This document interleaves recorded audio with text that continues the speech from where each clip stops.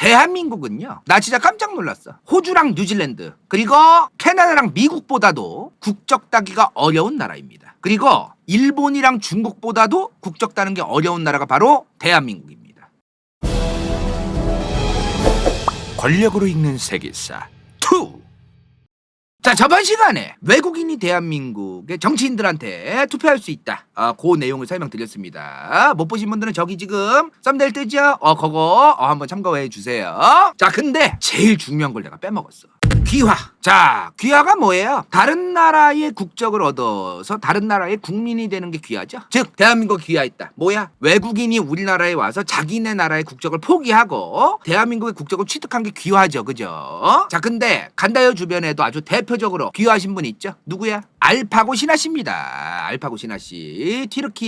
터키에서 오신 알파고 신하 씨. 아시는 분들은 아시겠지만 알파고 신하 씨님은 원래 터키에서 기자셨어요. 기자. 근데 알파고 신하 씨님이 계시던 언론사를 에르도안이 너무나 슬픈 얘기인데 이게 너무나 슬픈 얘기인데 진짜 알파고 신하 씨님이 계시는 그 언론사를 에르도안이 개박살냅니다. 이 양반 하여튼 지멋대로 하려고 막 작살내고 언론. 그래 지금 알파고 신하 씨님은 튀르키예에 입국하신다면 바로 체포될 가능성이 전락이 높다 지금. 들어보니까 알파고 신하 씨님이 정치적 망명, 난민 신청을 해도 됐었대요. 근데 우리 알파고 신하 씨님이 이게 아주 그 주관이 뚜렷한 건데 만약에 정치적 난민 신청을 하면은 뭔가 떳떳하지 않을 것 같고 그리고 우리나라가 또 어떤 나라입니까? 난민에 대해서 또 얼마나 또 안 좋게 보고 또 그렇죠? 나는 난민 신청하지 말고 대한민국의 귀화 시험을 당당하게 보고 거쳐서 당당하게 귀화를 하겠다. 그래서 귀화 신청을 해서 귀화 시험을 구지구태여 보고 지금 대한민국 국적을 갖고 있는 분이에요 지금.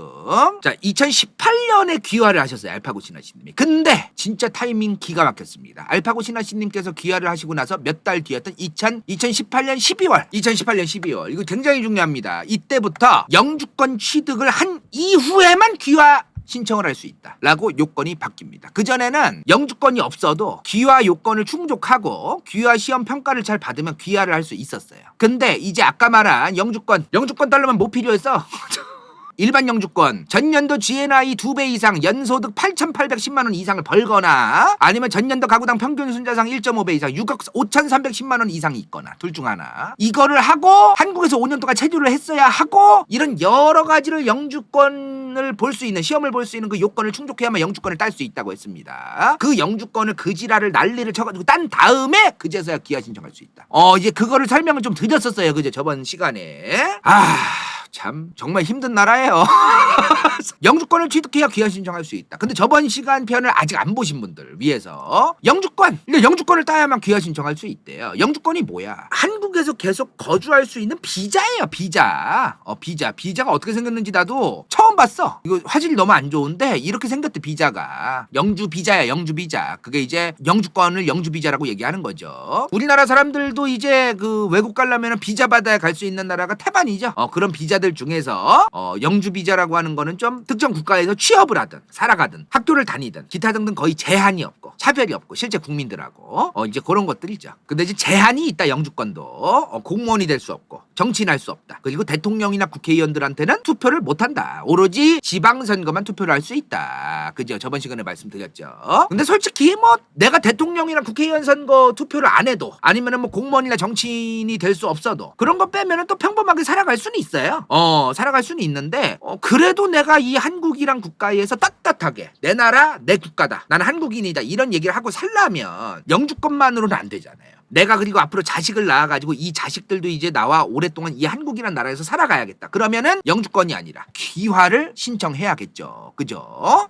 좀 그런 마음가짐에 의해서라도 국적 취득을 해야 된다는 그런 자세, 그런 마음가짐 이런 게 좀 생기는 것 같아요. 대한민국에서 국적을 취득하려면은 귀화를 하려면은 뭐가 필요할까요? 일단 영주권이 있어야 됩니다. 영주권은 저번 시간에 말했다시피 연소득 8,810만 원 이상을 전년도에 벌었어야 돼요. 아니면 자산이 현재 6억 6억 5,310만 원 이상이 있어야 됩니다. 일단 영주권을 따야 귀화할 수 있잖아요. 귀화를 하기 위한 조건이 결국에는 영주권 조건이랑 겹치는 거예요 지금. 일단 요거로 영주권을 따야 되죠. 영주권을 땄어. 이제 5년 이상 체류하고 있었어야 되고 대한민국에서 범죄 이력 없었어야 되고 이런 여러 가지 요건들을 충족하면 이제 영주권을 받는 겁니다. 자, 근데 영주권을 받고 나서 이제 귀화 신청을 하려고 하는데 만약에 영주권자가 범죄를 저질러서 징역을 받았어. 그럼 귀화 신청이 10년 딜레이 됩니다. 그리고 이게 진짜 대박인 게 뭐냐면은 이 사람이 원래 살던 나라의 범죄 이력도 보거든요. 이게 만약에 그 자기가 원래 살던 나라에서 징역이 있었는데 그걸 속이고 감췄다. 그러면 영주권 박탈입니다. 영주권 박탈돼요 아예. 아예 박탈됩니다 이거. 그래서 범죄자가 우리나라 와서 뭐 영주권을 따면 어떡하냐 뭐 이런 얘기 하시는 분들이 있는데 그 허무맹랑한 소리 하는 거예요 대부분 지금. 그게 확인되는 순간 영주권 박탈이에요. 확인되는 순간. 자, 그리고 만약에 집행유예를 아시는 분들도 많겠지만 모르는 분들이 있을까봐 설명드릴게요. 징역 6개월에 집행유예 2년이다 이렇게 받는 사람들 종종 있죠. 이게 만약에 예시를 든 건데 징역 6개월을 때렸는데 일단 그 징역살이를 해야 되는데 6개월을 살아야 되지만 일단은 2년 동안 지켜보겠다 이거야. 근데 그 2년 동안 별일이 없다. 또 추가 범죄를 안 저지르고 별탈 없이 이제 이 인간이 살았다. 그러면 이 징역 6개월을 징역살이를 안 해도 된다. 이렇게 그냥 좀 넘어가준다 이거예요. 이런 건데 만약에 집행유예를 2년 받고 징역 6개월을 받아서 실제 형사리를 안 했어. 깜빵에 안 들어갔어. 그럼 7년 딜레이 됩니다. 귀화 신청 7년 딜레이 돼요. 그리고 벌금. 요새 음주운전은 100% 벌금입니다 지금. 옛날에 막 과태료만 때리고 넘어갔었잖아요. 요새는 벌금이라는 게 뭐야? 전과가 남는 과태료예요. 전과가 남는 과태료. 그죠? 과태료는 그냥 돈 내면 끝나는 건데 벌금은 아니야. 그렇죠? 벌금 받으면 5년 딜레이 됩니다. 벌금 그 자체가 5년 딜레이에 얼마냐가 아니야. 벌금 자체가 5년 딜레이입니다. 자, 그리고 생계 유지할 능력이 있어야 된다고 했어요. 그죠? 이게 되게 웃긴 게 뭐냐면 근데 존나 웃긴 게 이게 봐봐요 지금 귀화를 할 때 생계 기준에 생계 기준 4,405만 원 정도 벌면 돼요 1년에. 아니면 자산이 6천만 원 이상 순자산이. 영주권보다 쉬운데요. 영주권을 애초에 땄어야 된대잖아. 이 영주권 기준이 씨발 존나 빡센데 귀화 요건 이렇게 싸게 하려면 뭐예요? 그러니까 영주권을 애초에 따고 나서 귀화 신청할 수 있는 거잖아. 그러니까 말장난하는 거야 이게. 귀화 요건을 이렇게 약하게 해놔봤자 영주권이 있어야 이 8,810만 원 이상을 벌거나 순자산이 6억 5,300 이상이 있어야 되는데 이 영주권이 있어야만 귀화 신청을 하는데 귀화할 때는 요건을 낮춰봤자 뭐하냐고 이게. 그래 영주권 자체가 힘든데. 자, 그리고 마지막으로 시험을 봐야 됩니다. 사회통합 프로그램. 여기 보면 영주용 시험, 영주권용, 그리고 귀화용 시험이 있었어요.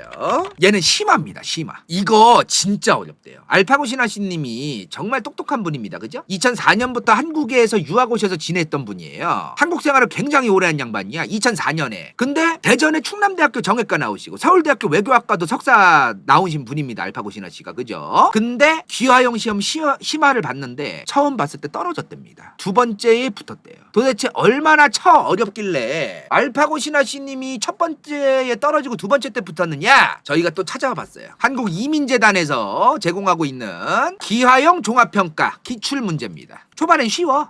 한번 풀어볼게요 이거. 저는 일주일에 3번 정도 조깅을 해야 해요. 자야씨는요? 저도 운동을 하고 싶지만 수업 때문에 시간이 없어요. 이거는 쉽다. 자, 여기서부터 이제 어려워집니다. 9번. 나는 이거를 외국인들이 아무리 귀화를 하는 거지만 이거를 나는 이런 문제를 내는 거에 대해서 조금 이해가 잘 안 됐어. 자, 다음 글이 무엇에 대한 이야기인지 고르시오. 가격이 싸고 내가 원하는 모든 조건을 가진 집을 구하는 것은 쉽지 않다. 집을 구하는 사람들은 조건이 좋은 집을 찾으면 급한 마음에 계약부터 하려고 한다. 하지만 살면서 후회하지 않으려면 계약 전에 확인해야 할 것이 있다. 우선 집을 보러 갔을 때에는 집 안과 집 주변 환경을 꼼꼼하게 확인한다. 또 전월세 계약자, 임대차 계약서를 쓸 때는 반드시 등기부 등본에서 실제 소유자가 누구인지, 은행에 빚이 있는지를 확인해야 된다. 그리고 계약은 반드시 실제 소유자와 직접 해야 한다. 이게 무엇에 대한 얘기냐 이 말이야. 좋은 집의 조건, 계약서 작성 방법, 집을 구할 때 주의해야 할 점, 집주인을 만났을 때 해야 하는 이야기. 솔직히 1번, 2번, 3번 헷갈리지 않아요? 내가 볼 땐 3번이긴 한데 이거 외국인 입장에서는 1번, 2번, 3번 헷갈릴 것 같은데 그렇지 않나? 이거 근데 3번 아닐지도 모르겠다 야. 이거 좀 중요합니다. 이거 우리나라 사람들도 많이 몰라요. 그죠? 대한민국 국기 태극기에 대한 설명으로 맞지 않는 것은 대한민국의 국기를 태극기라고 한다. 그렇죠? 흰색 바탕에 태국 문양이 중앙에 있고 모서리에 4개가 있다. 검은색의 4개는 각각 하늘, 땅, 사람, 공기를 의미한다. 태극 문양의 빨간색은 존귀를, 파랑색은 희망을 나타낸다. 이거 아시는 분? 이거 맞지 않는 게 뭐예요? 이거 내가 볼 때 우리나라 사람들도 10명 중에 7명은 몰라. 아, 이거 진짜 헷갈리죠, 외국인들 입장에서. 한국에서 아내가 남편의 부모님을 부르는 호칭으로 알맞는 것은 시아버지, 시어머니라고 해야지. 이거를 아무리 평상시에는 아버님, 어머님이라고 하겠지만 이걸 시라는 단어를 넣어줘야지 그냥 아버님, 어머님이라고 한단 말이야? 이러면 더 헷갈릴 것 같은데? 이거 좀 이상한데, 문제가? 1번일 것 같긴 한데, 아, 이거는 좀 문제 좀 그런데? 한국의 출산과 보육 지원 제도에 대한 설명을 보기에서 고른 것은 야, 이거 너무 어려운 거 아니야? 아, 너무 어려운데 이거 문제를 어떻게 이렇게 내? 이런 거 어떻게 맞춰, 외국인이 아무리 영주권자더라도. 야, 이거 좀 어려운데요, 이거는. 대한민국의 민주주의 발전에 영향을 준 사건으로 볼 수 없는 것은, 이런 말씀 드리기 뭐한데 지금 제 주변 친구들 중에서도 이거 못 맞춥니다. 박민수 이거 못 맞춰요. 이런 말씀 드리기 뭐한데 저거 솔직한 얘기로 이거 못 맞추는 사람 꽤 있습니다. 우리나라 사람들도. 제가 볼 때 그래요.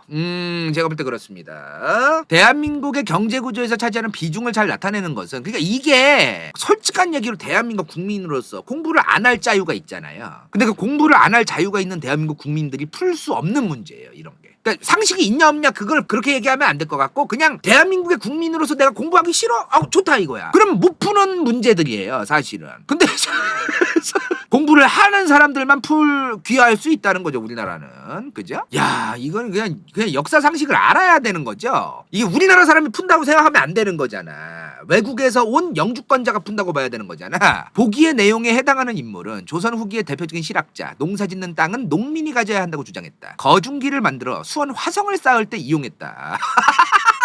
이게 이제 우리나라 사람들은 좀 풀기 편할지 몰라도 이거는 한능검 초급이다. 아니, 그러니까 그게 우리나라 사람들 입장에서 또 아닐지 몰라도 외국인 입장에서는 아니잖아요, 이게. 자, 귀화용 마지막 장문형이에요. 그죠? 어제 봤던 한국이민재단에서 봤던 그 이민자 귀화 말고 영주권용. 영주권용은 이 문화 차이라는 거에서 200자 내로 글을 쓰라 그랬어요. 그죠? 지금 귀화용은 고향의 결혼 풍습이라는 제목으로 글을 써라. 너의 고향에서. 근데 제한이 없습니다. 지금 보니까. 고향 사람들이 결혼을 준비할 때 가장 먼저 하는 것은 무엇인가? 한국의 결혼 풍습과 비슷한 점은 무엇인가? 한국의 결혼 풍습과 다른 점은 무엇인가를 쓰래요. 그러면 이제 여기서 이제 시험 많이 안 봐본 사람들 중에 안 봐볼 수는 있는데요. 함부로 이런 생각 하시는 분들도 있을까 봐요. 말하는 건데, 시 고향에서 결혼 준비할 때 가장 먼저 하는 거 그냥 띡 쓰면 되겠지. 한국의 결혼 풍습과 비슷한 점 뭔지 그냥 띡 쓰면 되겠지. 뭐 이런 생각 하시는 분들 있나요? 혹시? 장문 시험입니다. 장문 시험. 이건 서본절이 있어야 되는 거예요. 논술형이기 때문에 이거 절대로 그렇게 쓰면 안 됩니다, 이거. 자, 그리고 구술 시험도 있네요. 구술시험. 세상에. 자, 다음 글을 읽고 구술 감독관의 질문에 답하여 주시기 바랍니다. 세상에. 이제 말로 해라 이 말이에요. 자, 한국 사회에서는 사람들이 살아가는 지역마다 다양한 문제를 안고 있고 어쩌고 저쩌고 님비 현상, 뭐 긴밀한 협의가 필요하고 이런 거 양보도 하고 뭐 서로 지역사회와 행정기관 공감과 배려 마음 뭐 이런 뻔한 얘기 했어요. 그죠? 자, 여기에 대해서 이제 구술시험. 한국 사회에서 사람들이 집중된 도시에서 나타나는 문제들은 어떤 게 있나요? 님비 현상은 무엇인가요? 당신의 고향과 도시 촌락에서도 대표적인 문제점 없었나요? 한국의 전통과 한옥이 지니는 특징에 대해서 말해보세요. 대한민국 헌법에는 국민들이 반드시 따라야 할 기본적 의무가 규정되어 있는데 대한민국 국민의 4대 기본 의무의 종류와 그 의무의 내용에 대해서 말하세요. 그 의무가 왜 중요한지 말하세요. 이게 이제 귀화용 기출 문제입니다. 외국인 중에 우리나라 국적 딴 사람들 그냥 또 뭐 아무것도 아니고 그 사람들 그냥 뭐 껌으로 그냥 뭐 받은 사람들 있는 줄 아는 분들 있는데, 니나 이런 거 공부해서 한번 풀어보세요. 니나.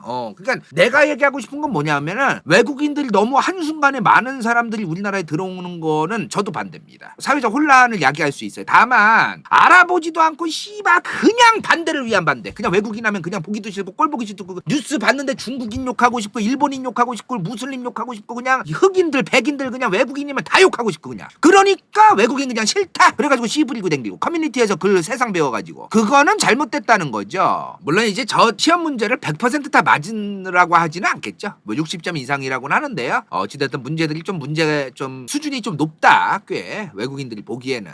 자, 그리고 영주권자들은 저런 시험을 보면 끝났잖아요. 근데 제가 알파고시나 씨님한테 물어봤던 건데, 귀화를 할 때는 면접을 봐야 된대요. 면접. 그리고 마지막 면접을 봐야 되는데 여기서 이제 국어 능력 그리고 대한민국 국민으로서의 자세 3번이 제일 웃겼어. 자유민주적 기본 질서에 대한 신념. 이제 이런 걸 본다 그러더라고. 그리고 이거는 좀 대박이었는데, 만약에 내가 한국 사회에서 사회생활을 하면서 왕따를 당하거나 사회성이 없거나 그러면은 좀 힘들겠어요. 대한민국 국민 2명 이상의 추천서가 필요합니다. 귀화를 하려면. 요게 반드시 필요해요. 어느 정도 인간관계가 있어야 되는 거죠, 사실은. 사실 애초에 이런 식으로 이 국적을 받기 위해서 이제 귀화를 하는 이 과정, 이게 굉장히 오래 걸립니다, 사실. 어느 정도 대한민국에서 내가 귀화를 하기 위해서는 이 나라에서 내가 살아가기 위해서 사회생활도 공을 들여야 되고 시간을 들여야 되고, 내가 돈을 버는 직업이라던가 어떤 여러 가지와 공을 들이고 시간을 안 들이면은 귀화를 하기가 쉽지가 않아요. 영주권도 마찬가지지만. 그래서 아무나 귀화 못하고 아무나 영주권 못 받는다. 저는 좀 그렇게 생각하는 편입니다. 자, 근데 진짜 큰 문제가 뭐냐 지금. 우리나라는 이중국적 허용 안 하는 거 아시나요? 대한민국이란 나라는요, 다른 나라에서 온 사람의 국적을 박탈하지 않으면 우리나라 국적 안 준다 그래요. 둘 중 하나만 선택해야 돼요. 이거 사실 이게 좀 시대착오적이긴 합니다. 여러 가지 의미에서. 그런데 우리나라 사람들은 항상 뭔가 A에 대해서 얘기하고 B에 대해서 얘기하면 제일 안 좋은 거 얘기하면서 저거 안 된다. 대부분 그 제일 안 좋은 게 소수의 문제. 남 잘 되는 걸 또 못 보고 저 새끼만 잘 되는 걸 또 못 보고 막 이런 거. 이런 가장 같은 것만 얘기를 하면서 그래서 안 된다 이건. 그래서 반대한다 이 얘기하는 경우가 많은데 굉장히 좀 시정잡배 같은 거죠. 문제가 많은 거예요 그런 거는.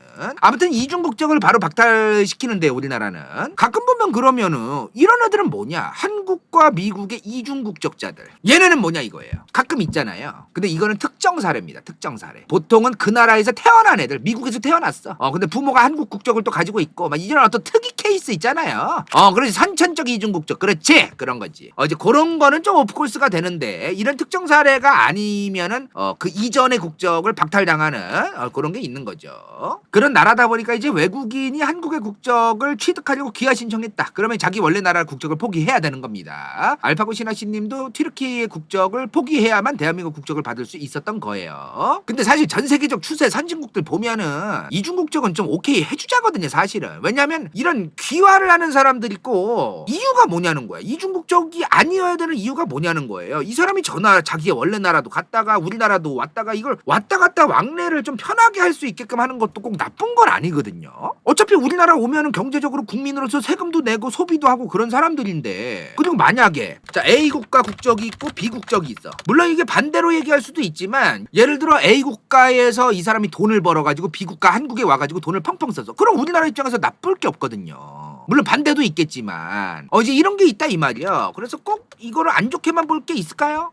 저는 그렇게 생각합니다. 물론 저런 게 있음으로써 이제 좀 진득하니 우리나라에 안 있고 자꾸 해외에 나가가지고 자기들 편한 대로만 살고 이제 그런 것도 있을 수 있겠고, 우리나라 국민들이 바라보기에 좀 적절하지 않은 것도 있을 수는 있겠으나 아무튼 좀 저는 좀 굳이 뭐 나쁘게 볼 게 있나? 자, 근데요, 우리나라 귀화 여러 가지 지금 들어보셨는데 어떠셨어요? 대한민국이란 국가의 국적을 취득하기 위한 이 과정, 귀화 어떠셨어요? 빡세요? 너무해요? 어려워요? 족같아요? 웬만하면 한국인으로 인정해주자. 뒤지기 어렵다. 공부 안 하려면 보지 마라. 뭐 이제 어려움, 그 어려움, 시험 문제가 어렵냐 뭐 이런 거의 정도의 차이는 있겠지만 일단 과정은 비슷합니다. 지금 뭐 선진국들 전반적으로 일단 뭐 귀화 시험 봐야 되고 뭐 영주권도 있어야 되고 뭐 이런 거 있잖아요. 이런 과정은 대부분 비슷해요. 비슷한데 이제 그 시험 문제가 얼마나 어렵냐 쉽냐 뭐 이런 거라던가 뭐 좀 그런 것들은 이제 좀 다릅니다. 근데 이거를 일일이 다 설명드리고 나라마다 얼마나 다르냐 이거를 일일이 다 설명하자니 너무 노잼일 것 같은 거예요. 그래서 이걸 한 방에 좀 설명할 수 있는 그런 게 없을까? 보니까 MIPEX 지표라는 게 있습니다. 요거예요. MIPEX 지표. MIPEX 지표. 여기인데, 여기가 이제 좀 괜찮더라고요. 여러 통계 자료가 있는 어떤 그런 지표인데요. 그런 걸 제공하는 사이트인데, 이주민, 귀화를 하든 영주권을 얻던 간에 수많은 외국인들이 다양한 나라로 이동을 하고 이민을 했을 거 아닙니까? 그거랑 관련된 통계를 좀 잘 만들어 오는 편이다. 그런 곳인데요. 얘네가 지표를 만들었어요. 이민을 간 외국인들 입장에서 그 특정 국가의 국적을 따는 게 얼마나 쉽냐? 이걸 지표로 만든 거예요. 점수가 높을수록 쉬운 겁니다. 자, 뉴질랜드가 92점입니다. 사우디가 0점이에요. 사우디가 제일 어렵다는 거야 지금 이 56개국 중에는. 그리고 한국 어디 있어요 지금? 28위 44점입니다. 좀 보이시나? 호주가 76점, 우리나라보다 쉬운 겁니다. 호주 이민이. 그리고 미국이 88점, 브라질 91점, 캐나다 88점, 이런 식으로 되어 있어요. 중국보다 우리나라가 더 힘듭니다. 중국이란 나라보다 우리나라가 국적 타는 게 더 힘들어요. 힘들고요. 일본보다 힘들고요. 러시아랑 한국은 점수가 똑같네요. 그죠? 자, 그 아래로 이제 독일. 독일 또 난민이라던가 어디 이런 거로 받아주고 이런 거 받아주는 거 잘 받아주는 거로 유명했는데 그 난민 사태 이후에는 조금 좀 빡세게 된 건진 모르겠는데 아무튼 우리나라보다 조금 힘든 것 같네요. 그래봤자 근데 2점밖에 차이 안 나요. 자, 근데 의외로 사우디가 빵점입니다. 이거 왜 빵점이냐? 사우디에서 국적을 따려면 뭐가 필요하냐? 일단 첫 번째 성인 이상이어야 됩니다. 근데 이걸 영어를 이게 존나 웃긴 게 뭐냐면 이게 보수적인 나라라 그런지 모르겠는데 영어로 그냥 받아가지고 이제 직역을 해보니까 정신적으로 유능해야 된다.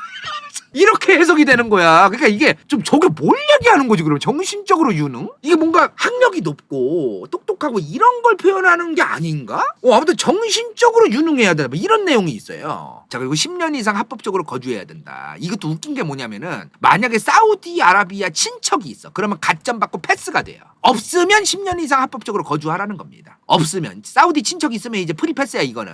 자, 그리고 생계를 스스로 유지할 수 있어야 된다. 이거 4번. 또 아닐 것 같죠. 사우디라는 나라에서 사우디아라비아의 국민이 아니면요 스스로 생계를 유지하는 게 진짜 진심 졸라게 힘듭니다. 일자리가 일단 얼마 없어요. 서비스업도 인제 생기기 시작한 거고 관광업도 마찬가지고 아무튼 일자리가 지금 정말 어려운 나라가 사우디입니다. 답도 없어요.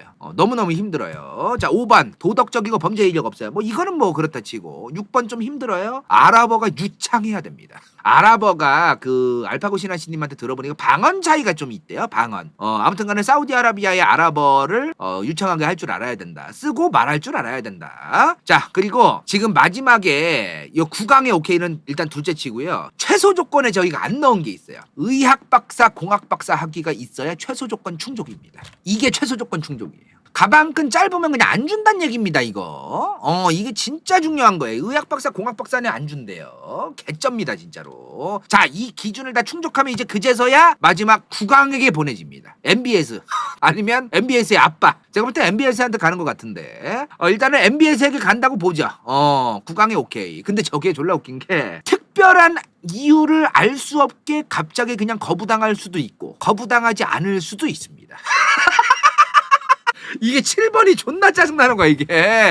졸라게 애매한 거야. 이게 이유를 알 수 없지만 파토가 날 수 있고 좀 그런 게 있다 그러더라고요. 지금 이게 흔히들 보면은 저는 그렇게 생각을 했어요. 선진국이면 선진국일수록 국적 취득하는 게 어렵고 이제 개발도상국으로 가면 갈수록 국적 취득이 쉽겠지라고 생각했는데 그렇지 않습니다. 오히려 선진국 중에서도 지금 굉장히 좀 쉬운 나라도 있고 선진국 중에서 독일 같은 경우에도 어려운 나라가 있고 아르헨티나 같은 나라는 오히려 또 쉬운데 인도나 멕시코 같은 나라는 또 어렵고 국적 취득하는 게 이게 굉장히 나라마다 케바케다. 국적 취득이 너무너무 케바케다. 자, 그리고 마지막으로 요거 설명 안 하고 넘어가면 안 되죠. 지금까지 한국에서 귀화를 하는 과정 어렵다 이런 걸 얘기한 거는 정말 생으로 대한민국의 연고가 아무것도 없는 외국인에 대해서 설명한 겁니다. 근데 국제 결혼했어? 아니면 부모가 한국인인데 난 외국인이야? 이러면 또 다르죠. 그죠? 당연히 다르겠죠 여러분들. 자, 일단 첫 번째 간이기아가 있습니다. 간이기아가 뭐냐? 부모 중 하나가 과거에 한국인이었대. 부모 중 하나가 한국에서 태어났는데 본인도 한국에서 태어났대. 한국인이 입양을 했대. 아니면 한국인과 결혼한 사람들 중에서 이제 국제 결혼한 거죠. 결혼하고 한국에서 2년 계속해서 거주했거나 결혼하고 3년 이상 됐고 한국에서 1년 계속 거주하고 있거나 그 외에 사정을 봐줄 만한 사람, 한국인의 배우자가 사망했다, 아니면 이혼을 했지만 나는 한국인 애가 있다, 뭐 이런 거. 그리고 이런 간이기아 같은 경우는 영주권이 없어도 귀화 신청할 수 있습니다. 그리고 재산은 3천만 원만 있으면 돼요. 쉽죠, 간이기아는. 그죠? 자, 근데 특별기아라는 게 있습니다. 자, 대한민국 부모 중 하나가 한국인이에요. 근데 에티오피아. 대한민국에 특별한 공로가 있어. 독립유공자, 국가유공자의 배우자나 후손 혹은 본인이 대한민국 국기에 기여한 적이 있어. 에티오피아 옛날에 이제 우리나라 6.25 참전해 주신 그런 분일 수도 있죠. 특정 분야에서 매우 우수한 능력이 있어서 국익에 기여할 것 같아. 국회 사무총장, 법원행정처장 등 매우 높으신 분이 추천한 사람, 국제외공관장, 도지사, 대학총장, 적당히 높으신 분들이 추천하고 법무부 장관이 인정을 한 사람, 실적이나 경력으로 국제적 권위가 있는데 이 사람이 법무부 장관이 인정했다라는 거는 일단 그 서류가 얘가 이런 거 인정해달래 한 게 법무부 장관한테 오면은 법무부에서 보고서 이제 법무부 장관 도장 찍은 거 얘기하는 거예요. 저거는 특혜는 이제 대한민국에 거주하고 있으면 프리패스로 이제 귀화해주겠다 그 얘기죠. 이런 사람들은 우리나라에서 반드시 받아야 됩니다. 반드시. 이렇게 귀화를 했대. 근데 그럼 누가 나갔고 누가 얼마나 들어왔느냐, 어느 나라로, 그것도 좀 중요하겠죠. 우리나라에 이민을 오신 외국인들은 얼마나 있고 우리나라에서 다른 나라로 나간 사람은 또 얼마나 있으며, 자, 이중국적자의 국적 포기도 포함했대요. 자, 한국에서 외국으로 이제 나간 거 미국이 제일 많네요. 그죠? 무려 79,292명이래요. 이민을 간 거예요. 우리나라 국적 포기하고. 근데 이게 5년 합계입니다. 2018년부터 2022년까지 5년 합계예요. 근데 이제 다시 5년 합계를 하면은 뭐 예를 들어 2020년부터 2024년까지라던가 그런 식으로 하면 또 달라질 수도 있겠죠. 일단은 2018에서 22년이라는 걸 참고하세요. 2등이 일본입니다. 저는 몰랐어요. 일본이 가깝긴 하지만 일본으로 귀화를 하고 아예 이민을 가는 사람들이 이렇게 많았나? 저는 좀 의외였습니다. 캐나다가 3위에 있고 호주가 4위에. 오히려 막 내가 생각할 때 가장 상위에 있을 것 같았던 호주, 뉴질랜드, 캐나다 이런 나라들보다도 일본이 더 높더라고요. 중국으로 이민 가신 분들도 있습니다. 싱가포르도 있고요. 자, 우리나라로 들어오는 사람들입니다. 이제 자, 1위가 베트남이에요. 이제 국제결혼 영향이 좀 있겠죠, 아마도. 조선족이 18,200명, 중국인이 8,566명. 이게 중국인은 진짜 우리나라 들어오는 거 진짜 힘들어요.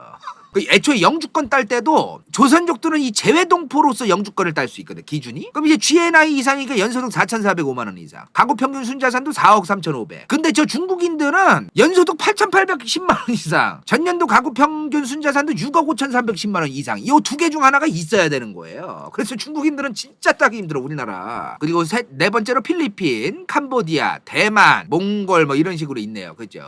귀화 관련해서 뭐 하고 싶은 말 있어요? 이제 수다 떨 건데. 이런 귀화, 우리나라에 들어오는 외국인에 대해서 좀 하고 싶은 말 있어요? 귀화하면 끝이야. 귀화 취소는 없어. 귀화를 했으면 한국인이랑 똑같은 대우인 거야. 귀화 취소라는 건 없는 거야. 한국인이 한국에서 아무리 큰 범죄를 저질렀어도 한국인 국적 박탈 그런 거 있어? 아니잖아. 귀화를 했으면 끝나는 거지. 귀화를 했으면 이 사람은 우리나라 사람인 거야. 그런 건 없는 거야. 영주권 박탈은 있어요. 영주권 박탈은 있지만 귀화는 그런 거 아닌 거야. 자, 오늘 귀화편. 참 귀화 힘듭니다. 그죠? 우리 또 대한민국에 오신 외국인분들도 열심히 살아가시고 또 대한민국에 적응하기까지 얼마나 힘드셨겠어요. 대한민국에 적응 못하면 귀화하기도 힘듭니다, 현실적으로. 그죠? 아무튼 간에 다들 잘 적응하시고 그러셨으면 좋겠고, 오늘 준비한 거는 귀화편 여기까지입니다. 끝! 인생 동반자 좋기 또 무선 이어폰은 볼티오, 간다요 후원자 왕껏, 당근, 이카루, 김동, 튜브이스 더 월드, 은빛마술사, 카논엔 이름 없는 XX129XX, 잘면, 댕다, 학성, 시우필, 최영, 정유진, 배부른 다람쥐, 진우팍, 서울여대 킹카, 길병장, 밤덕시니말 다만, 마티아스 리. 이건 재밌을지도 몰라.